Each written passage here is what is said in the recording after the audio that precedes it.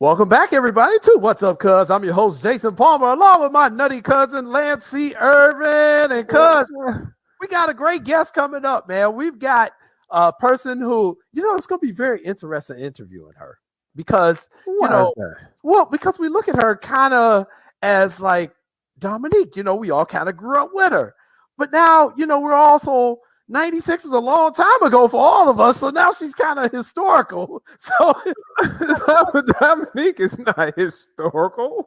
So, she is, but she's not. But I knew somebody special was coming on, like I said, the star of the show, because you had on your tight-fitting Tokyo polo. I knew somebody special. I knew it was a special show today. I do. I have my Tokyo Olympic shirt on that I bought when I was over in Tokyo in 2019. I thought the Olympics were actually coming. Killed it. So I'm wearing it. Unbelievable, but I'm happy for this next guest. I'm a little wait another year, okay? I'm gonna leave you alone until we introduce Dominique. All right, let's get our guest. All right, so coming to us, she is known for her role in the Magnificent Seven. She's a two-time gold medalist in the Olympics. She was the one we all fell in love with in the Atlanta Games, representing our community, representing the country. We are so proud to have her all the way from Maryland, where she now has her own gymnastics business going on. Dominique, awesome Dawes. Hi guys, thanks for having me on. I appreciate it. Thank you. How are you, Dominique? Thank you so much for joining us. Dominique, we appreciate you being on. And like I said, I don't know if you heard me, but I knew it's going to be a special show. My cousin has this tight-fitting shirt on that I've been teasing him about all day. So excuse the tight-fitting shirt. No, I appreciate it. And the exciting thing is Tokyo 2020 is going to happen just in 2021, which is exciting.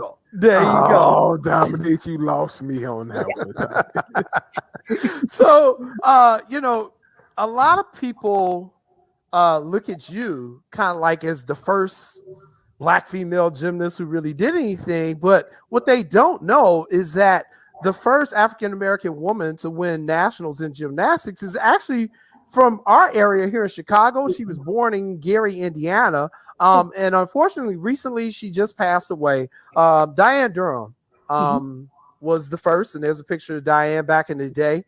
And she's someone who I know was very important to you and inspirational to you. So can you talk a little bit about Diane and her contribution to the sport and what she Yes, and my heart goes out to Diane Durham's family, her husband, on this sudden passing. It is interesting, though, when she passed, how many news outlets picked up on her amazing story at her passing. But yet when she was here on Earth, you did not have an opportunity to read and know much about her. And her and I had corresponded in a limited capacity on Facebook. And back in 2016, when I was doing some broadcasting on Good Morning America for the 2016 Olympic Games in Rio, I had given her a shout out saying that she was a role model for young African-American gymnasts and many minorities in the sport, being the first to win a national championships. And back then she reached out to me and said, thank you so much for giving me some credit, because she really didn't get very much credit. And I even know in my upbringing in the sport, I did not really hear anything about her name until I was about to go to the 1996 Olympic Games in Atlanta, Georgia. And it's pretty sad because I was in the sport since 1983 and heard very little about Diane Durham and the opportunities she allotted people such as myself, as well as Gabby Douglas and now Simone Biles. And so I do love the fact that people are speaking about her, and literally every single national sports outlet was giving her credit. But it's sad that she had to die to actually get all of that coverage. Right, without a doubt. I like to give people their flowers while they're here. Yeah. And it is unfortunate, but we are learning more about her and her legacy. And she actually had a gym here in Chicago too. Yeah. So we will definitely miss her. And you mentioned earlier that I opened my gymnastics gym here in Maryland, and she was one of the first people to reach out to me when I opened my doors, offering advice and wanting to lend a hand. Again, we were corresponding via Facebook, and then sadly she ended up falling ill. But it is amazing that she's probably planted a very positive seed in the life of many young kids in the Chicago area. Yeah, without a doubt. And I look at gymnastics now, and one of the things that has come from her contribution, from your contribution to the sport, from Simone and Gabby's contribution is now we're starting to see athletes like Nia Dennis at UCLA, Margazetta Frazier, Caitlin out there, UCLA, they building a squad, and a lot of them are African-American gymnasts, and they're starting to put more of a highlight on the sport. And the thing I really love about these ladies is that they are expressing Black culture in a lot of their routines, which is something I've always wanted us to kind of do, whether it was in figure skating, gymnastics, is, it's okay to express our culture in this stuff too. What are just your thoughts now on how you're starting to see more Black gymnasts get more coverage on the collegiate level? Yeah, that's the thing. They're getting more coverage, but there have been African Americans dominating in the sport for some time now. On my 2000 team, there was Tasha Swackard.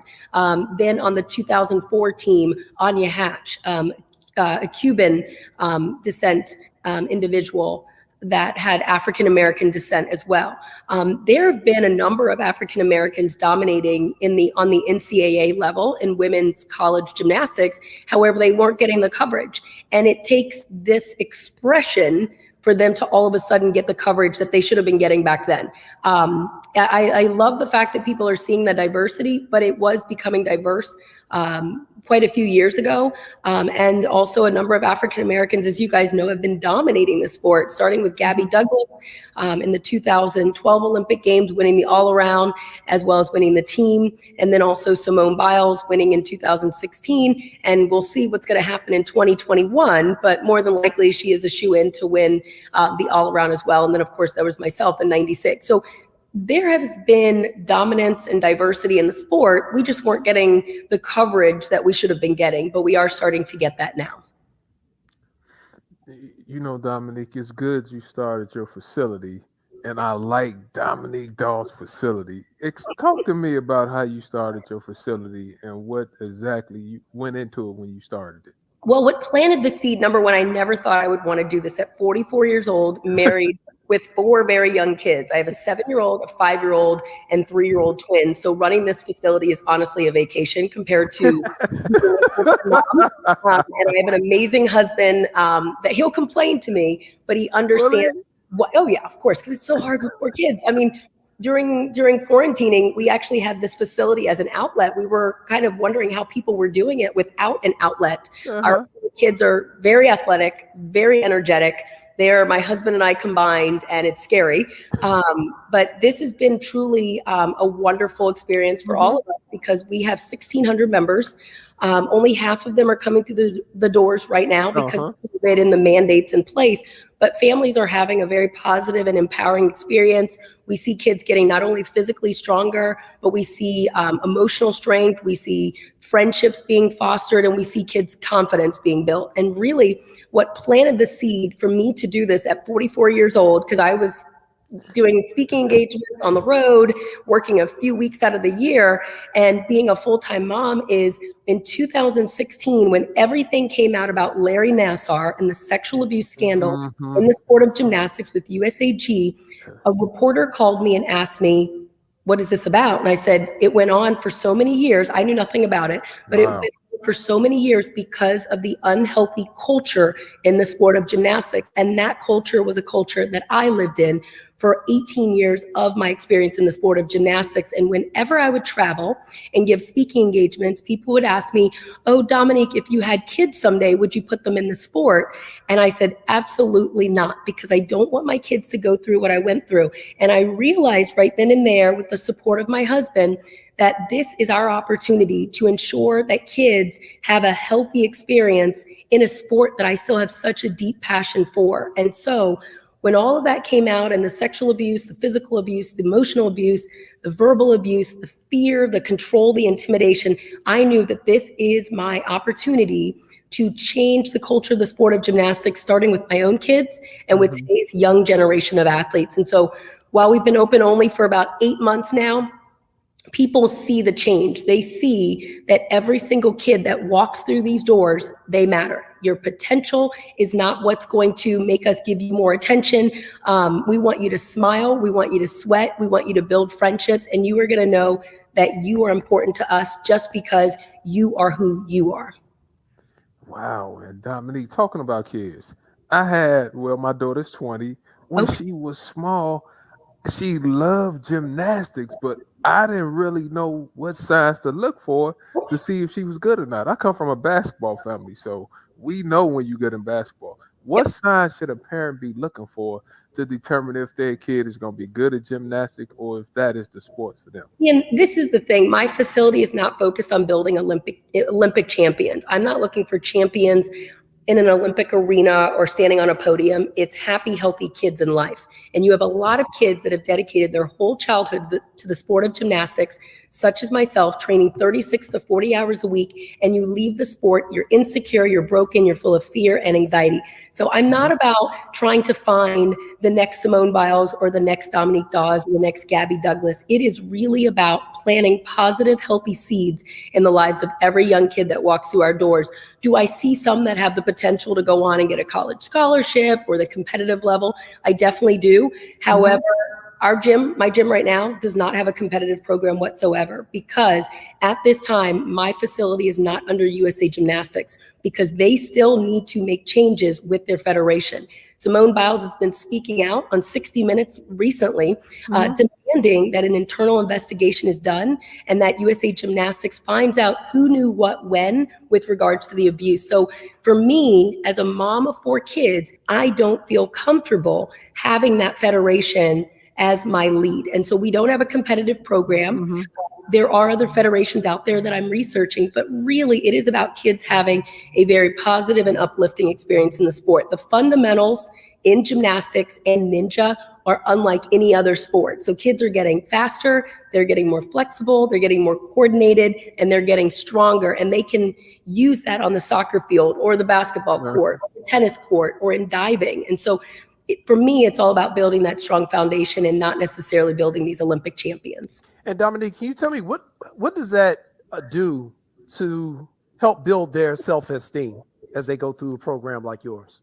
Well, it's like a positive sports experience. It teaches kids how to work with coaches, to be coachable, number one. And, I didn't teach myself gymnastics. I had coaches that taught me gymnastics. Right. But we're doing it in a little bit more of a compassionate and caring and positive environment.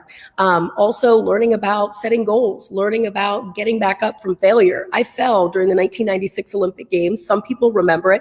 That was such a great life lesson for me to learn from that mistake, which was very humbling in front of 50,000 people in the Georgia Dome and billions of people watching. But sports taught me that, and it's helped me to become a better mom today of 4 kids, a better wife, a better businesswoman. So those are all the qualities and fundamentals that we know kids are learning here, first starting in my preschool gymnastics space, which is my favorite space out of all of my facilities. Then we've got our ninja gym, and then of course our recreational gymnastics gym that's for ages 6 and up.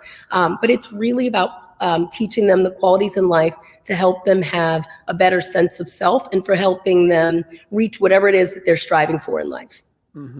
Once again, we're being joined by Dominique Dawes, and we're talking gymnastics, we're talking Olympics, we're talking about her new academy that she's opened out there in Maryland. Dominique, let me ask you, when you look back on your career, and 96 was such a special year for you all to have the Olympics in the United States there in Atlanta. When you think back on your time as a member of the U.S. Olympic team, what are some of the more positive memories that you have about it, besides wearing the gold medal? Well, it's funny. When I talk about my career a great deal, I always remind my husband that I signed a full scholarship at Stanford in 1994. And I'm kind of like, oh my gosh, if I would have made that decision, how my life would be so different. And like you're smiling. So no, I mean, 96 was a great experience. I truly feel honored and blessed to have been a part of the Magnificent Seven, and not so important about myself achieving my goals, but leading the way for many other young kids to dream and believe that they can, reach their full potential and whatever it is that they're pursuing in life. I love that aspect. But one of my greatest moments throughout the Olympics was in 1992. when we were in Barcelona, Spain. I was 15 years old. I was like 4'8", 80 pounds. Like I was this wee little person. And I remember when we were in the Olympic Village, the dream team came up for accreditations, and someone alerted us to that. We ran over to their big bus. We lined up tallest to shortest, and Larry Bird stepped off the bus and told us young girls to come on and to meet them. And it was a highlight to meet Bird, Barkley, Jordan, Drexler, you name them, Magic was there. Yeah. That was a highlight, and that's something I'll never forget, because as a gymnast, you normally don't have that Olympic experience. You normally don't stay in the Olympic Village. You don't go to opening ceremonies. You don't go to closing ceremonies. It's all a job. And so that was a highlight for me. Wonderful. And coming out of that, after that experience for you, you got to be in a video with my guy back here. Oh my goodness. I definitely couldn't forget about that. That was like one of my favorite songs, most beautiful girl in the world. And I was like, that's Dominique in there. It wasn't that one. It was Betcha by Golly Wow. It was Betcha by Golly Wow. It sure was. I'm sorry. Yeah, what was that like? The most beautiful girl in the world, my take. Right, So, right. I remember going to Paisley Park, Minnesota, super cold, and meeting him and Prince, who at the time was formerly known as, it was the symbol at the time. Okay.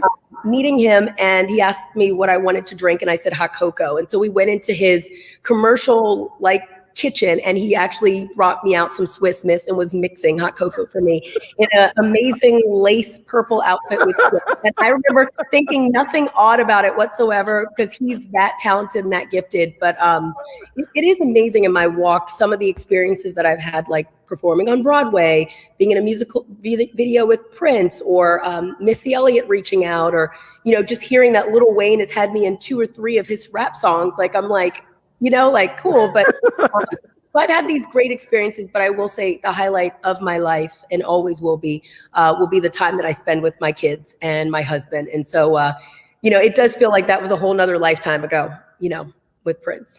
You know what, Dominique? I'm a huge Michael Jackson fan, so I'm not going to hold that against you. Okay. I like Prince, but not as much as my cousin does. But you just said something, Dominique, about, were you supposed to go to Stanford, and then did you decide to go pro? So what was your thoughts into doing that? Because Stanford is a big school, and I understand how pro is. And a lot of times, go ahead. Well, no, I was saying, and I was the top recruit that year in 1994. So that was like, whoa, that was a big deal. And Stanford University, I mean, I think for me, I'm smart, but not that smart. And so I think having an Olympic Games in my backyard, in Barcelona, on my resume really helped me get into the school. But it is interesting to just think back of how the trajectory of my life would have been quite different. But someone did get in my ear. They brought up the fact that there was an Olympic Games in Atlanta, Georgia. I could become a professional athlete. Mm-hmm. I came from a middle-class family. My dad owned a garbage company. And so we didn't necessarily have a great deal of money. And so when an agent approached me and said, you can make 6 figures like that, and you would just have to do the sport that you loved, it was appealing for a minute. But it really was, for me, what the driving force was, is the impact that I could make on those that looked up to me. Mm-hmm. Definitely. Because I was just thinking about, because oftentimes our basketball players go pro early. They used to be able to go out of high school, but then they stopped it. And they were taking a beating for doing that. And then when I read and I heard you just mention that, I had to ask you a question about that. Yeah, for gymnastics, it's quite different. We only make money for the Olympic Games, and then it's over. There really is no professional life, for a gymnast. And if we did go to college, we would have to forego our, NCAA and eligibility, and that would be tough. Mm-hmm. Now, Dominic, let me ask you this, because one of the things we're always concerned about here in Chicago are the lack of facilities and the lack of programs. The Chicago Park District is huge, but due to a lot of budget cuts over the last 20, 30 years, we don't have a lot of stuff like the gymnastics programs, the swimming programs, especially in the African-American community. What are things you recommend to people kind of from all over the country who are interested in getting their kids from our community in these programs? And is it an expensive sport to get into as well? Because I know the cost keeps a lot of people from our community out of it as well. Yeah, I think for the sport of gymnastics, it's very much a pay to play. It's private facilities. I think there's some YMCAs that do have gymnastics programs. I know in the New York area, there are actually very high quality gymnastics programs I've heard there where they actually can compete even to possibly the collegiate level. But in other states, I don't think that's always the case. I would say that local boys and girls clubs do a great job, but I don't think they offer gymnastics facilities. That's one thing that with my husband and I, when we started this first facility in Clarksburg, we're looking elsewhere in the DMV area, DC, Maryland, and Virginia. Mhm. And I do see that there are limited opportunities in the DC metropolitan area, gymnastics facilities. And so that's something that I would love to be able to offer, but I need time to build these other academies. But I would say that the sport of gymnastics needs to be offered in these inner cities, but it's up to that local government, I would say, to be able to provide that funding. And it should be just as important as funding that goes to the school system, because sports experience helps kids learn about their physical health, emotional health, working in a team, and it gets many kids off the streets and doing something positive and productive. Without a doubt. And, it doesn't matter if you're in DC, Chicago, Detroit, New Orleans, Atlanta, idle mind is a devil's playground. Yes, And very much we're seeing that all over the place right now. And I'm all for getting young people in as many activities as we can. Yep, exactly. They need positive role models. My name gets kids through the doors, families through the doors, great grandparents, grandparents, parents remember my name. However, kids come through these doors, and what's getting them excited each and every time, they bump into me every now and then. I'm definitely not living here 24/7, but it's my amazingly positive coaches that love working with these kids each and every day. And kids need those positive role models, people that believe in them, that push them in a healthy manner to strive for a little bit more. And so, I think especially during these COVID times, I'm hearing a great deal of kids dealing with depression, anxiety, a great deal of phobias, and falling into some unhealthy habits. And that's where sports can really take those things away from them and, put them in a more healthier environment. Put you in a stable place. Dominique, I'm not as young as you might think I am. So, the training is different nowadays from when I started basketball. Okay. Is the training different for kids when you were playing, when you were doing it then, gymnastics then, than what it is now? Or should it be different? I'm trying to make it different. I used to wake up at 5 o'clock in the morning when I was a little person, like a kid, and I would train 6 to 8 in the morning. I went to public school 8:30 to 2:30, and then back at the gymnastics gym 3 to 8 p.m. at night. And then I also trained 5 hours on the weekend. I don't think that allows you to have a well-balanced childhood. It's a full-time job. And even one of my marketing consultants, he said that he had brought his niece to my facility when I was training, and she said, "Oh my goodness, she looks too serious. She looks so sad." That's really what you see when people are training or athletes are making that level of sacrifice and training for an Olympic Games. Not that we don't love the sport, but it really does become a full-time job. I am trying to change that here at my academy in Clarksburg, Maryland. And back in 2019, when we broke ground and we were starting construction, I met with over 100 parents in small groups. I shared with them my vision, my mission, and how I want their kids to have a well-balanced childhood. I want them playing other sports. I want them home for dinner. I want them singing in the choir on the weekend. I don't want them wanting to wear a leotard 24/7 and their identity being wrapped up in only being a gymnast. That's something that Simone Biles mentioned recently on her piece in 60 Minutes, how she fell into a little bit of a depression and was sleeping when there was no longer going to be the 2020 Olympic Games because her life was wrapped up in being primarily a gymnast. I want a well-balanced kid, and the way you can do it is you can limit their training hours and make sure they have other things going on, so that when gymnastics training is maybe a little frustrating or tough for them, it won't feel like it's the end of the world. I agree, Dominique, and that's one of the things I've always kind of stressed as well. And God bless my mother, rest her soul. Not only was I a high school athlete in baseball, but I was also a Boy Scout. I also did stuff with my church. I got a chance to hang out with my friends, and I just think I hear so many horror stories of these young teenagers missing out on important stuff in their life, proms, graduations, not even able to just go to the movies, for Christ's sake. So I definitely think you're going to be a pioneer if you can get more people to buy into this, not just for gymnastics, but other sports. But let me just talk real quick about the upcoming Olympics and Simone Biles. Obviously, she's going to be one of the greatest of all time. But we all were very disturbed when we found out that they're changing the scoring on a couple of her moves. I'm Okay. not 100% sure how the scoring goes in gymnastics, but if you could kind of explain to us, because a lot of people took this like, well, y'all just mad because Simone can do it and can't nobody else do it, so now you're going to downgrade what she's doing. Can you break that down for us? They're probably trying to create competition. I mean, she is that good that she is by far. I mean, she could fall multiple times and still win it all. Back when I competed, we were capped at a 10-0. I had the talent and the ability to earn more, but they were unwilling to give it to us. So we had to water down our routines for those that were very talented because there was no point in taking the risk. Back then, the way the scoring system was, it stifled your growth tremendously. Like it was not good for my career. However, with Simone, I mean, the sky is the limit, and there might be a few skills that they're going to devalue or maybe not give her the credit that she feels as if she deserves. But she will still be so far ahead of her competition. I just recently signed a deal with Spring Hill Productions to be the executive producer of this phenomenal docu-series following Olympic hopefuls. Simone Biles is not a part of it, so it's really just about who are those other 3 girls that we should be privy to, because barring no injuries, Simone's not only a lock for that team, but she might as well just take the top of that podium. It's amazing to watch her, and I'm actually just thankful I'm no longer competing because I. Come on, Dominique. I hear you. You know, because the whole thing reminded me of back in '92, around that time. You'll remember when Surya Bonali was competing in figure skating, and she was a former gymnast, so she was doing stuff like a quadruple loop or whatever, and backflips on the ice, and they were mad at her. It's like, oh no, you can't do that in a competition. That's illegal. It's too dangerous. I'm like, well, it don't look dangerous to her.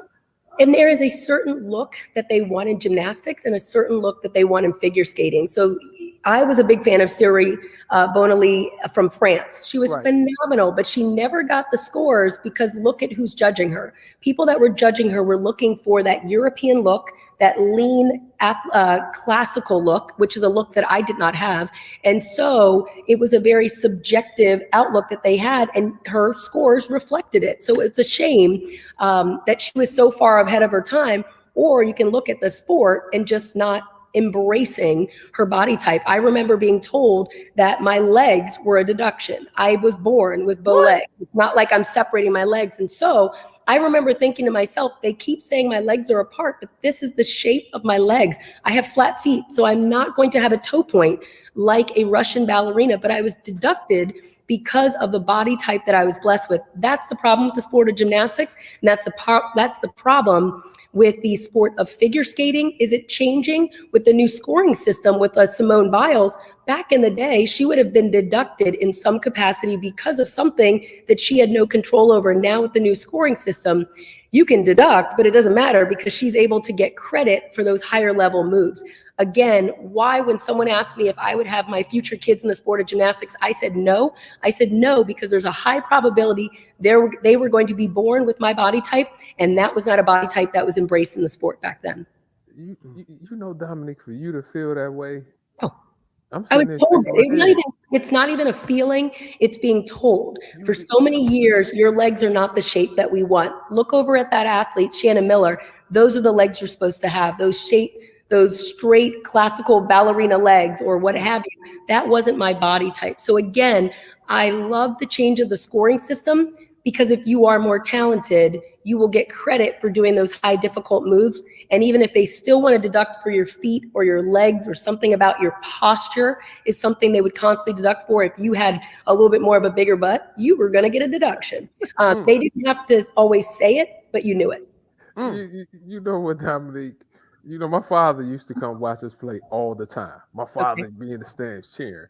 And I'm listening to you talk about your kids. And I think you got a little fire in you.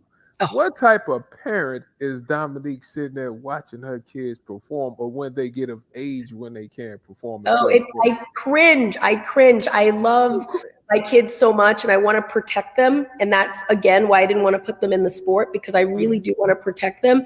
But having my own facility and knowing the coaches that are coaching my kids are good people. They're happy people. They love working with kids. They don't have a mean bone in their body. They're so nice that I love that I feel safe But I don't want my kids to feel like they have to follow in mommy's footsteps and feel the pressure of maybe my fans feeling as if, my kids aren't good enough, or the judges even, judging my kids. And so I really do want them to pave their own way. I'm not going to take the sport of gymnastics away from them by any means, but I am going to protect them in the environment that they're in, which is why I have this facility. Well, Dominic, we have a video that we're going to play as well that your people were glad enough to send us. And it's you and your children and your kids and and I can tell they're just having fun. They're just having fun. They're learning the fundamentals, but for them, it's fun. Yes. And I think that's the message we need to get across to all these parents out there. So we just want to take time and say thank you so much for joining us. Thank you both. And it's just been an honor to have you on our show. And we're going to be pulling for everybody in the Olympics in 2021 this year. And I know you're going to be watching and pulling for Simone and the rest of Team USA as well. So thank you so much. Thank you guys for your time. I appreciate it. Dominic, thank you for your perseverance. We're going to take a commercial break, and then we'll be right back. You're watching What's Up, Cuz.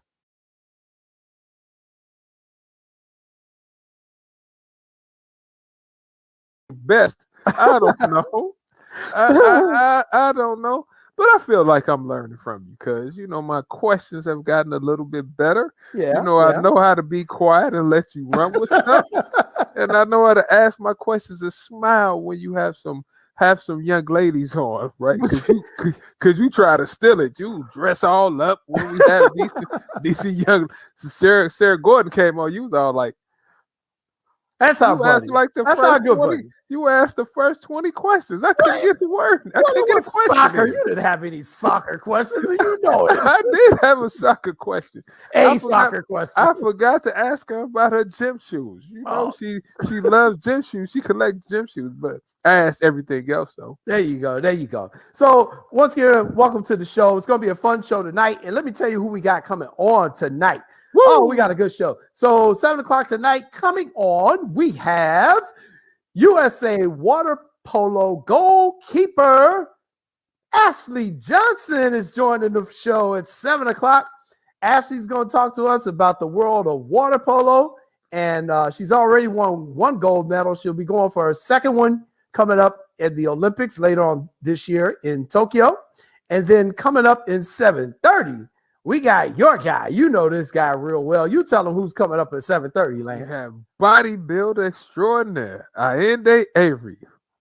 Look at that, man. I'm cut up like Ayende too. Boy, I tell you what. I need to ask Ayende, can he pull me in and train me so I can get to some of those contests? Boy, that man got muscles on top of muscles. And what makes him so unique, Lance? He's 6'9", the tallest bodybuilder in the country, in the world almost. I tell you what, though.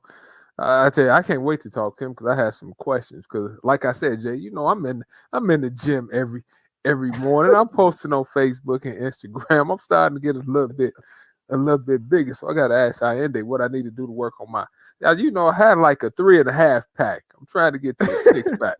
Yes. Well, those of you who have not seen Lance's workout videos, they are a treat. You can check them out on Twitter or on his Facebook page. Go to Lance C. Irvin. For all you novice weightlifters and y'all want some cardio, follow me at Lance C. Irvin. Instagram, Facebook, all my social media platforms. and Twitter. And also coming up in our first segment, probably about 10 minutes, we're going to have our good buddy Joseph Phillips from the Chicago Crusaders. He's their sports editor. He's going to come on and help us chop up some of these topics that we got going on. So let's get to some of the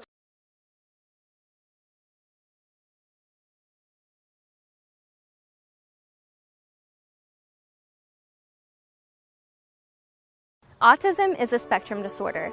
This means it affects each and every person differently. People with autism explore the world in unique ways. It's time to start seeing autism from a new perspective.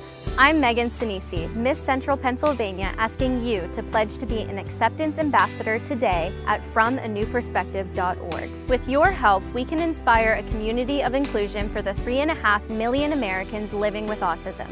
Accept, respect, empower.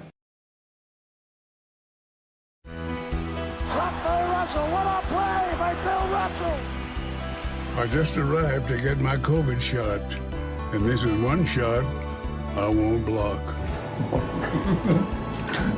Gratitude to a great ball club for courageous efforts.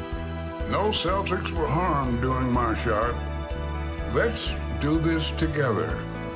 To learn more about vaccines, visit cdc.gov. Right now, the COVID-19 vaccines are available to millions of Americans, and soon they will be available to everyone. This vaccine means hope. It will protect you and those you love from this dangerous and deadly disease. I want to go back to work and I want to be able to move around. To visit with Michelle's mom, to hug her and see her on her birthday. You know what I'm really looking forward to is going to opening day in Texas Ranger Stadium with a full stadium. We've lost enough people and we've suffered enough damage. In order to get rid of this pandemic, it's important for our fellow citizens to get vaccinated. I'm getting vaccinated because we want this pandemic to end as soon as possible. So we urge you to get vaccinated when it's available to you. So roll up your sleeve and do your part. This is our shot. Now it's up to you.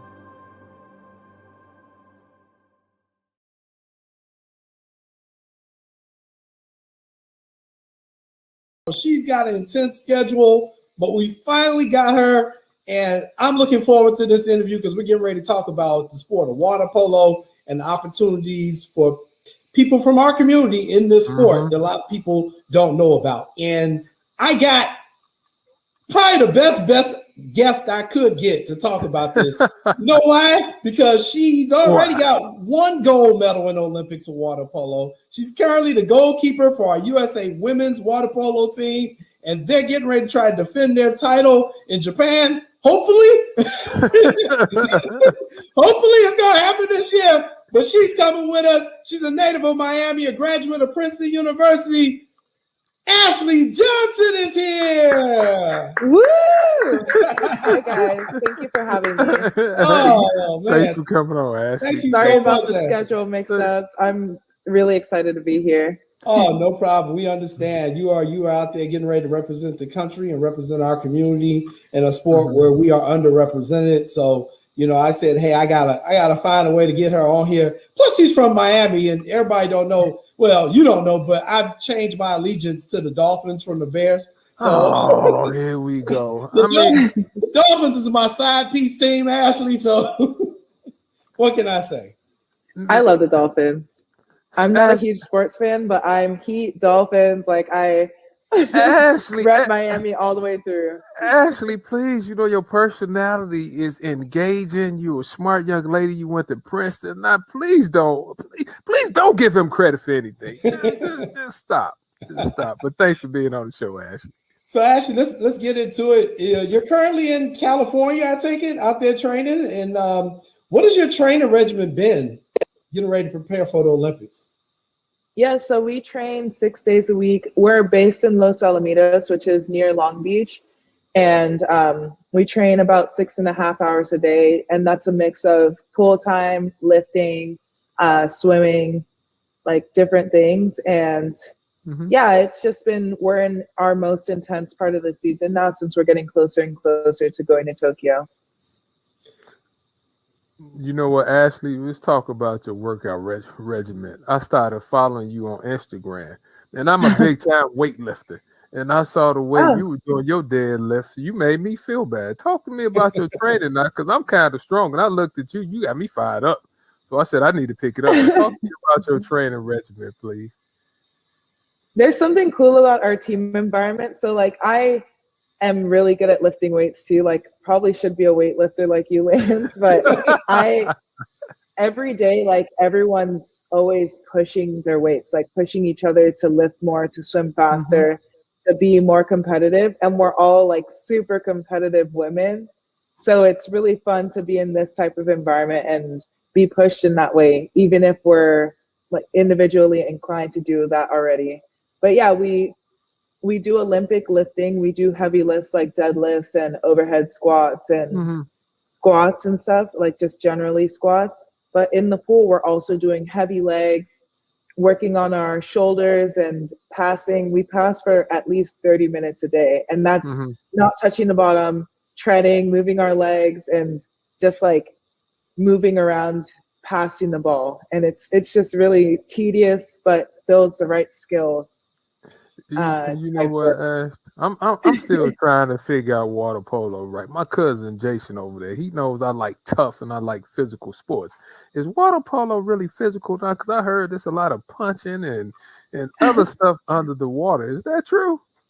That's one part of the game. Like, I'm a goalie, so I stay away from that stuff. Like, maybe I'll grab someone's leg and I'll be like, get her, you know? But yeah, there's a lot of physicality in our sport. And the amount of shape, like how fit you have to be to engage in that type of physicality is amazing. So like anyone who's out here playing water polo, like watch out, because they're tough, they're in shape, they're like cardiovascularly ready to go. Like they're ready to go to battle. But also like everyone's super mentally aware and mentally engaged, because you can't be dumb and play this sport. Like you have to be smart. You have to be able to make reads. You have to be able to anticipate your teammates' moves and your opponent's moves and like make your body do those things. Like it's not easy. Yeah, one of the things, you know, when I referee water polo, you know, here in the Chicago area, it's always funny because, you know, not everyone has an all deep pool here. So, you know, you have some, when they get on the shallow end, I can tell who in shape and who ain't. Because in the shallow end, they usually the bottom of that pool, right? And then, you know, you put them in an all deep pool, it's like, yeah, y'all got to swim today. So, you know, it just takes an enormous amount of stamina. Actually, the other thing that water polo does, and especially for people in our community, is obviously you got to know how to swim and you got to be a great swimmer. Growing up in Miami, how old were you when you first learned how to swim? And then what really got you into water polo? I was 9. No, I started learning to swim when I was 6 and got into swimming and water polo when I was 9. And I actually learned to swim because I grew up with a pool in my backyard, which was really fortunate. My mom would leave home every day and have a nightmare that we were all drowned in the pool if she called and we didn't pick up. She would call like 12 times a day. She was a home visit nurse. So that pushed her to get us swim lessons. And we were taught by this Jamaican Olympian who was like my biggest inspiration growing up. But she like taught us all the basics. And then when we got past like the basics, she was like, you should put them in a swim program. And I have 4 siblings. So with 5 of us, it was like kind of a no-brainer. And then we went into that swim program, which happened to have water polo. And water polo was so much more engaging than swimming. And swimmers hate to hear that, but Jason, you know, water polo is so much fun, so social, so dynamic, and it just stuck. Yeah, it's such a beautiful culture. I think each sport has its culture, and water polo people are some of the coolest people I've ever been around. Now, you mentioned your sister. Your sister plays too, right? Yeah, all of my siblings play, but my sister has played closely with me through my whole career. We grew up in age group swimming and water polo together. We went to high school together and played water polo there, and then college. Now I got to ask you, down in Miami, when you all play, do you play outside or do you play indoors? We play outside. There was one big indoor pool, but we played mostly outside. So when I first became a water polo referee, I was reading the rule book and it was like, when outside, I'm like, outside? Who the hell is playing outside? Because you know, we're in Chicago and our season is now, and it's like 30 degrees outside. So I'm like, who's playing outside? And they were like, Jason, the book is for everybody. It's for California and all that. So now which one do you prefer? Do you prefer playing in an outdoor pool or do you prefer playing in indoor pools? I actually prefer playing in an indoor pool. I like the controlled environment. I like it's just more predictable, you know, and I don't really like the exposure of the sun. Like we train 6.5 hours in the glaring sun every day. So we go through a lot of sunscreen. It's just really nice to be able to have that control. You know what, Ashley, you were the first African-American to make the Olympic team in water polo and play. Do you have any pressure thinking that you have to take up for the whole African-American community because you were the first one to play?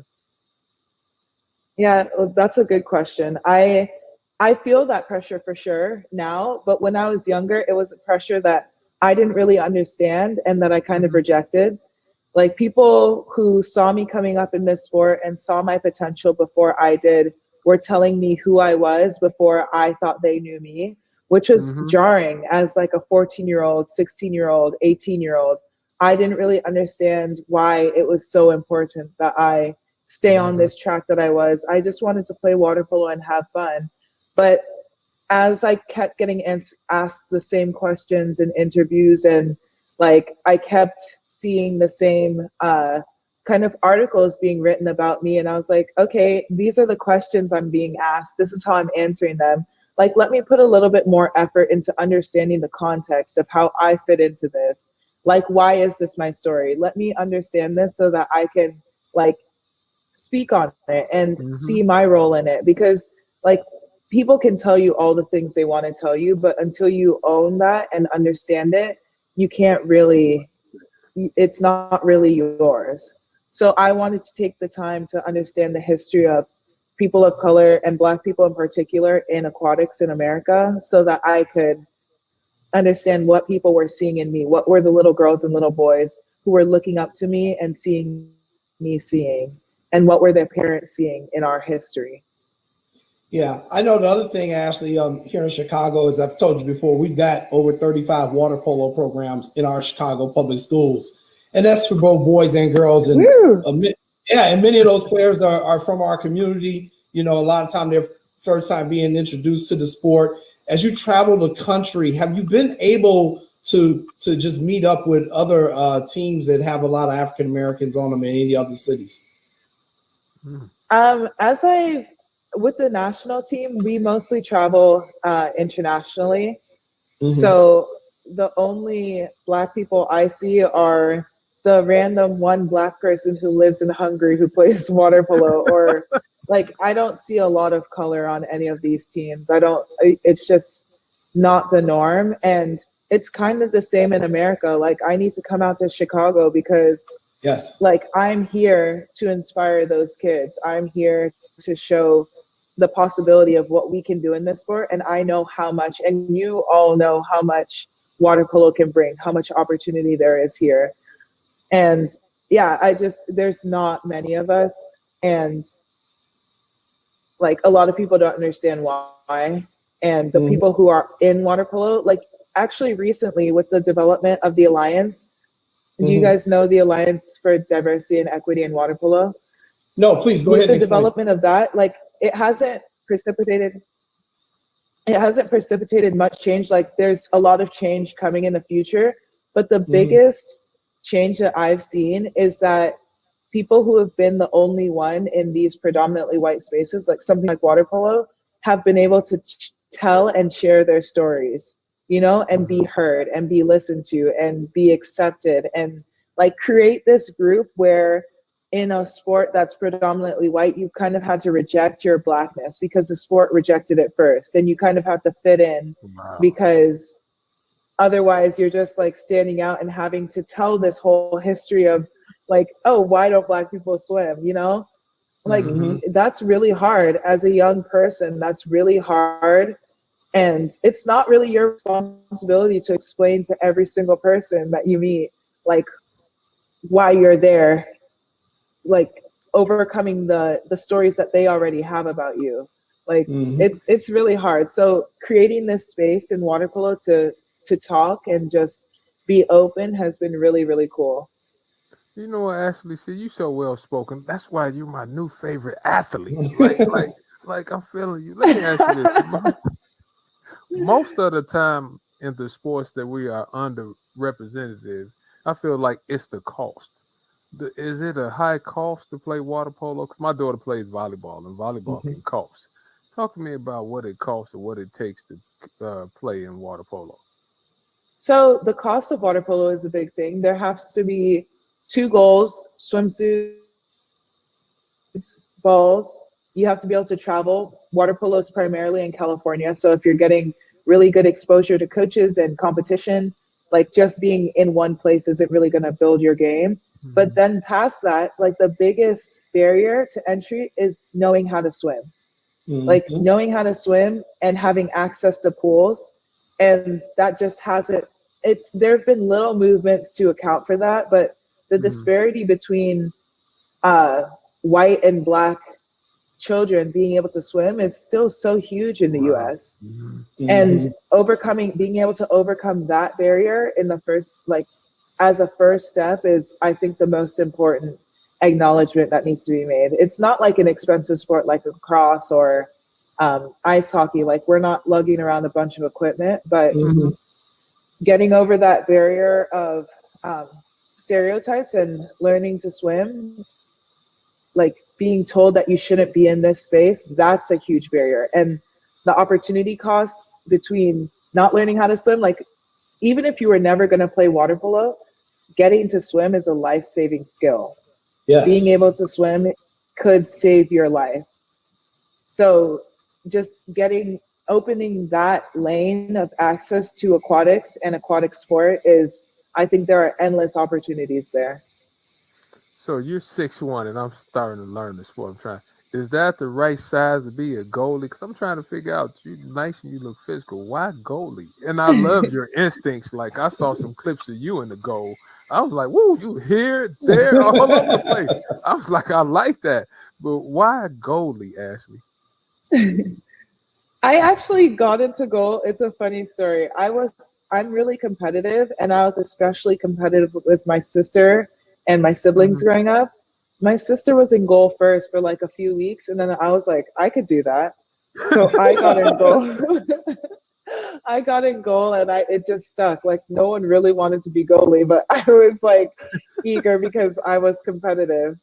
But I really love being a goalkeeper, and any goalie loves being a goalkeeper because you do get the chance to be competitive in every play. And if you watch, like, you've seen my game clips, like, I'm constantly talking. I'm tied to the defense. Like, I'm an anchor for my teammates between what's going on, and I'm just like making reads, you know? It's really fun.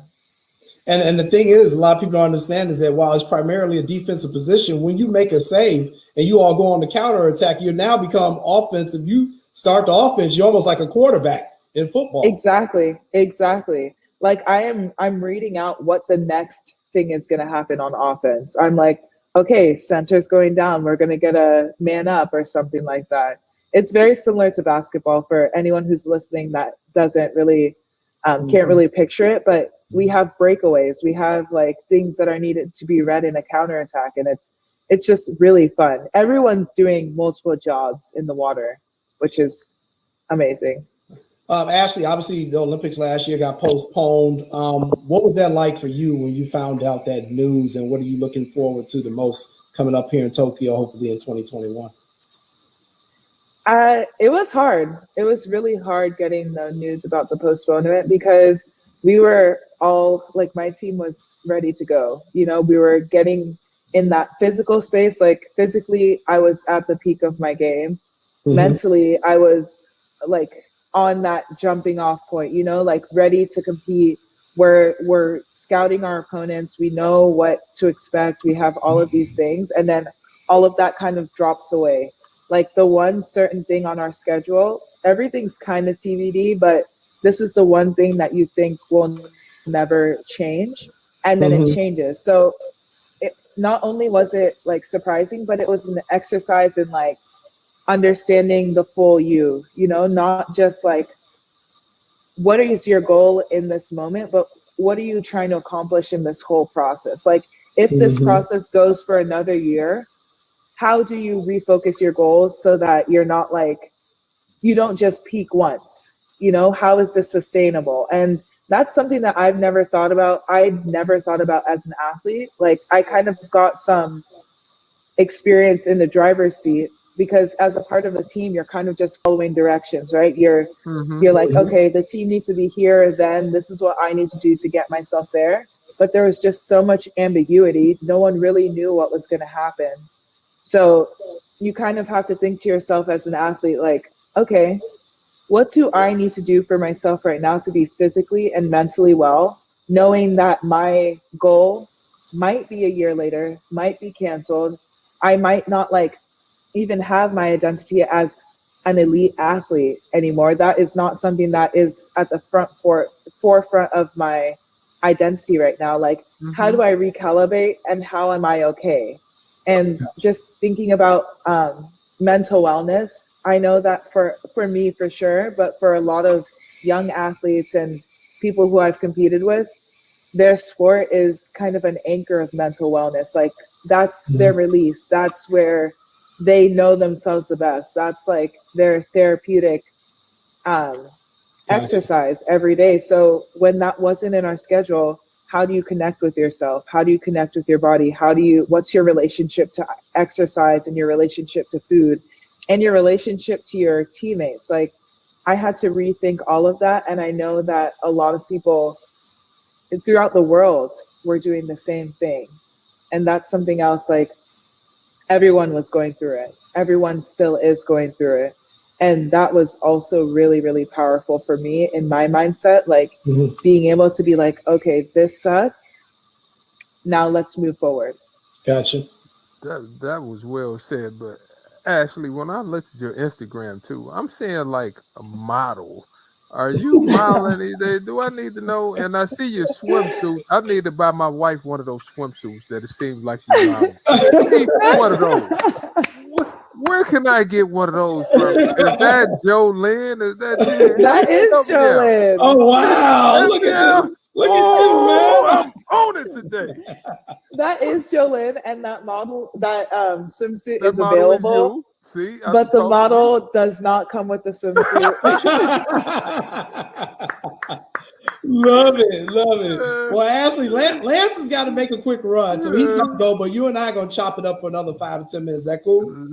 Oh, that's perfectly fine. Okay. Let me say this, Ashley. I'm like your new fan now. Your personality, your energy, effort, keep it up. I'm a water polo fan now, and I'm buying my wife one of the sweatsuits. As long as you sign it, so I'm gonna buy it. I'm gonna find out where you are, and I'm gonna send it to you. All right, thank you. All right. Thanks, Lance. Thank you.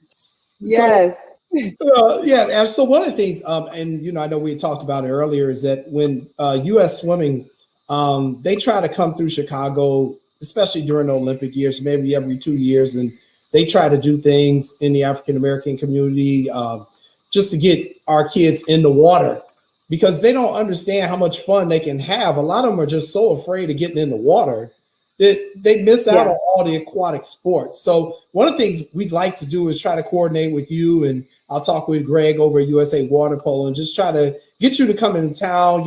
Maybe you can do an appearance at one of our water polo matches next season once COVID is all taken care of, and just meet some of the kids, because I told a lot of them and a lot of the coaches in the Chicago area, hey, I got Ashley Johnson coming on my show. And they thought I was playing with them. So now they're going to see the show and be like, oh, he really does know people. So we definitely want you to come to Chicago. And I know you want to reach out to some of the kids in the community too. Yeah, that would be so great. And I'm happy to do that. I know how important it is to see people who look like you doing the sport that you love. And like even something that you might have thought that you would try, but you're like, oh no, it's not for me. Like, I'm here to tell little boys and little girls who look like me that it is for us, that we have fun here, we do well here, and we thrive, So I'm always open to doing stuff like that. I'm always open to coming out, and I just need to visit Chicago. Like, where are we going to eat? I'm excited. Yeah. Oh boy, we got some food. So we can hook you up with that without a doubt. Now, one of the things I came across as I was researching, doing my homework for my interview with you, is that there's actually a brother, and I'm not sure if you were aware of this. I'm going to put the picture up. Over in Ghana. Ante, okay, so you do know him. And so Ante is bringing water polo over to Ghana, and we can see that this is recent because everyone is wearing their masks to protect from COVID, but he's over there trying to introduce the sport in Ghana. Talk a little bit about that, and not just for African Americans, but for people of color all over the world as we try to expand the sport of water polo out.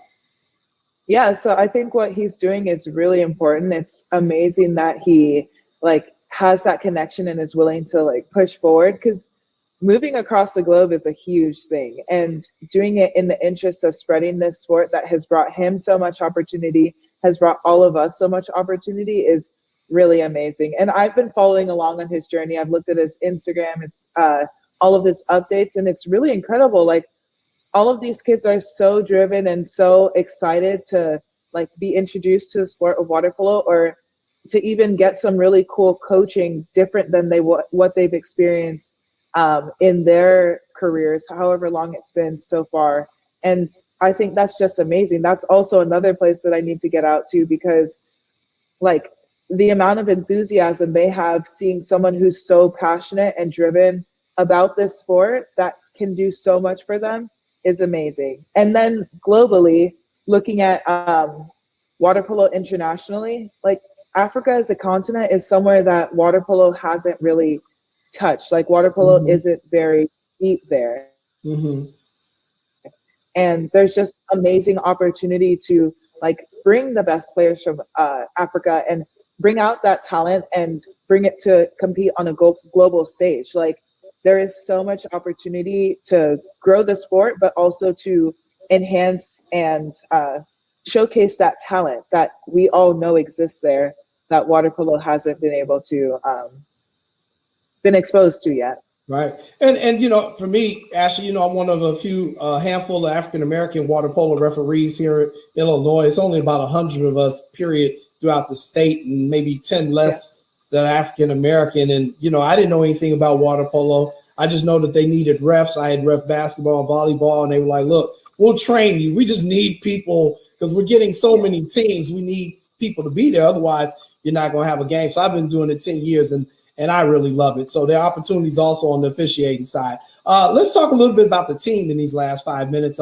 You all are always, you know, at the top of the world, and which means everybody is gunning for you as well. What do you think are your chances this year of coming back and defending that title? And who do you see as kind of like some of the teams you're really going to have to compete against in the Olympics?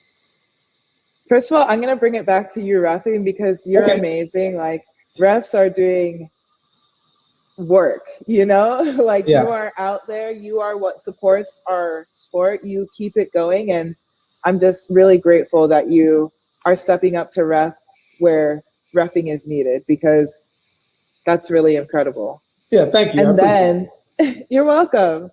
And then our team is looking good. It's like I said, our environment right now is super competitive, super motivated, very driven. And that's what I like to see around now. Like, that's really, really good. Everyone's stepping up and kind of finding their roles. It's a little bit different this quad because we haven't been traveling, you know, usually we're traveling maybe once every 2 weeks to Europe or to Russia or to Asia, to China or various parts of the world, getting to see our opponents, getting to compete and getting to kind of scout, watch video, experience different shots, like get that competitive fire that doesn't just come from competing against ourselves and like training really hard and being yelled at by our coach. Like, there's another level that we get to when we train against others that's really important in Olympic preparation that hopefully we're going to get in the next few weeks. And start to build on, but that we haven't been able to see. But we've been doing our best training here at home and finding, like the other day we scrimmaged high school boys, which was really interesting. Like, that's what I grew up playing co-ed water polo. So I was like, okay, let's go, like bring it, like come on. And like first shot, someone shoots it straight in my face, and I'm like, all right, that's exactly. Gotcha. But it's good. It's really good. Like, I feel that we're in a good competitive space, and it's only going to keep going up from here. Let me ask you about just travel, because that's another thing that when you participate in sports, especially on your level, you get to travel all over the world. Just what have been some of your favorite places that you've been to so far? I actually got the opportunity to play in Greece for a year and in Sicily, like in the south of Italy for a year. So my favorite experience was playing in Greece, living in Athens, and just experiencing Greek culture and the people and just all of that for a full year. Like, I got to learn the language a little bit. I got to immerse myself, made a lot of good friends, and ate a lot of good food. I'm a food person, so. Gotcha. But we've just gotten to experience a lot of different parts of Europe, a lot of different parts of Russia, and a good amount of China. And it's just for me, it's a really expansive experience, knowing that the world isn't as big as we think it is when we never really get the opportunity to leave home. Like even traveling within the US, it's a really expansive experience. Like there are so many different people from so many different places, and we're like all the same, even if we think we're very different. It's like we're all human, and it's a really grounding experience. It's really such a cool opportunity that we in sport get to like travel the world and meet all of these really cool people. But yeah, I'm really grateful for all of the opportunities that I've gotten to experience the world outside of my little world. Gotcha. And just one final question for you. What type of opportunities are there for you all when they're not the Olympic Games? Are there professional leagues in other parts of the world? Because I know a lot of people don't know about that in terms of when you go into this as a career professional athlete, obviously you want to get paid. That's why it's called being professional. Talk a little bit about that for me. For water polo right now, past college, there aren't a lot of opportunities within the US. I know that there are maybe 4 major clubs that contract players and enter into major tournaments in the US. But outside of that, there are European leagues, there's Asian leagues, no African league yet, but coming up, Asante. But yeah, we are contracted out to a team who expresses interest maybe for a particular position or a particular player, depending on what you've accomplished with the national team or college team. And then you negotiate a contract, how much you're going to get paid, what you want the experience to be like, all these different details. And yeah, there's a lot of different pathways to continue playing outside of the US after you're done. Not a lot of people are aware of it, but I think that the biggest opportunity is in the youth in our sport. Like just getting people in pools and playing water polo. Like you said, there's a lot of water polo right now growing in Chicago. You have over 35 teams. That's amazing. And that's just in the city. If I were to count the suburbs, and that's just in the city. It's huge because we have a state tournament for boys and girls. We're one of the few states that has an actual state championship for boys and girls. So it is getting really big here. Now, in terms of when you get done playing, are you going to do the modeling thing? I don't know what your degree is in Princeton, but a lot of dudes I know when they see you, they're like, well, she really does look like a model. It's a gorgeous sister. You know, I hope she does go into the modeling thing. Is there something like that in the works for you? I'm dabbling. I'm in and out. I really want to go into marketing when I'm done with this. I majored in psychology. So I kind of just go with the flow. So whatever opportunities come up, I pursue them. Like if they're right for me in that moment, I'm like, okay, model, marketing. Like I'm just there where I need to be and just constantly pursuing what's the best thing for me in the moment. But thank you. I'll take that compliment. Oh, it ain't just me. There's a whole bunch of dudes. Like, man, I got a lot of friends who are photographers. And they were like, cool. I'd love to shoot her angle. They were like, her angles and her skin tone just radiates. I'm like, well, I'll tell her. So, there may be opportunities. Me, Jason. I'm okay. I'm going to hook you up. I got you. I got you. Well, Ashley, thank you so much for joining me. And as a parting gift, there's a photo of me. Yes. I love it. Go refs. That's me out there getting ready to ref a match. I had one the other night. I got a couple more next week. So we got kind of like a hybrid schedule going on here in the Chicago area, but we are getting games in both the boys and the girls level. And, once again, just thank you so much for doing this. I really appreciate it. And go ahead and keep training hard. And we'll be watching you in Tokyo and pulling for you and come back after you get that second gold medal for us. All right. Thanks, Jason. And I appreciate you. Thank you for having me on. Thank you. That's Ashley Johnson, everybody. We're going to take a commercial break, and then we'll be back.